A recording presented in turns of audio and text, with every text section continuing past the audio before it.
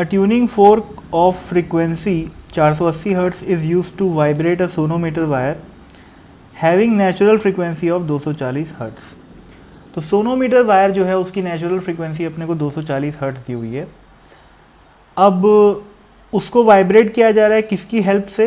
240 hertz की tuning फोक से, है ना। अब सोनोमीटर के बारे में देखते हैं। सोनोमीटर क्या होता है? सोनोमीटर बेसिकली एक क्लोज्ड स्ट्रिंग होती है। क्लोज्ड नहीं बोलना चाहिए, उसको बोलना चाहिए string fixed at both ends. ठीक है, यहाँ और यहाँ पर रस्सी को क्या किया जाता है? फंसा दिया जाता है। ये रस्सी है अपनी। अब जो फिक्स्ड एंड, दोनों एंड यदि फिक्स हो तो रस्सी की जो नेचुरल, रस्सी की जो फंडामेंटल फ्रिक्वेंसी है वो अगर F0 है तो जो सेकेंड हार्मोनिक होती है ना, सेकेंड हार्मोनिक किसके बराबर होती है? 2F0 के। थर्ड हार्मोनिक जो होती है वो किसके बराबर होती है? 3F0 की। फोर्थ हार्मोनिक किसके बराबर होती है? 4F0 की। तो ऐसे चलती कहानी, है ना। जब क्या हो? जब रस्सी का दोनों एंड कैसा हो? फिक्स हो। और सोनोमीटर वायर में दोनों एंड फिक्स होते हैं। ठीक है, अब इसकी जो फंडामेंटल फ्रीक्वेंसी है वो अपने को दे रखी है 240 हर्ट्ज़। ठीक है, तो कौन कौन सी फ्रीक्वेंसी में ये स्टैंडिंग वेव बना सकता है ये सोनोमीटर?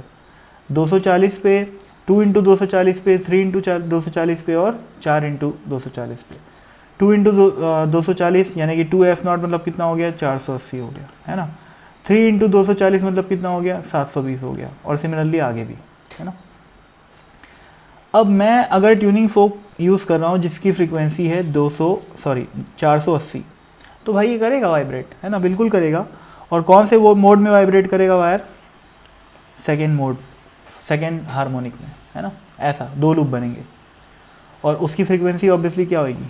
480 ही होगी। जितना फ्रीक्वेंसी का ट्यूनिंग फोर्क है उतना ही फ्रीक्वेंसी से वाइब्रेट करने वाली है रस्सी, इसमें कोई डाउट नहीं। हाँ, वो स्टैंडिंग वेव में, वो स्टैंडिंग वेव बनेगी या नहीं बनेगी वो निर्भर करेगा कि जो ट्यूनिंग फोर्क अपन यूज़ कर रहे हैं वो इस वायर की हार्मोनिक्स से मैच कर रहा है कि नहीं।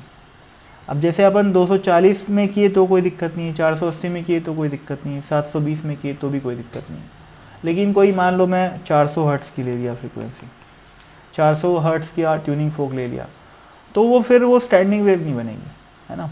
तो फिर अपन बोलेंगे कि वो वाइब्रेशन नहीं आ पाएगा। लेकिन जितना फ्रीक्वेंसी का ट्यूनिंग फोक यूज़ करेंगे उतना ही फ्रीक्वेंसी का वो वाइब्रेशन अपने को देखने को मिलेगा। ऐसा नहीं हो सकता कि आप 480 हर्ट्ज़ का ट्यूनिंग फोक यूज़ कर रहे हो और आपको वाइब्रेशन देखने को मिल रहा है 240 का। This is not possible. तो इसका आंसर कोई बहुत कम जानता हो तो भी उसका आंसर भी आ जाएगा। हालांकि वो तुक्का होगा। फुल डिटेल में अगर अपने को जानना है कि इसका आंसर बी क्यों होना चाहिए तो वो ये सॉल्यूशन है।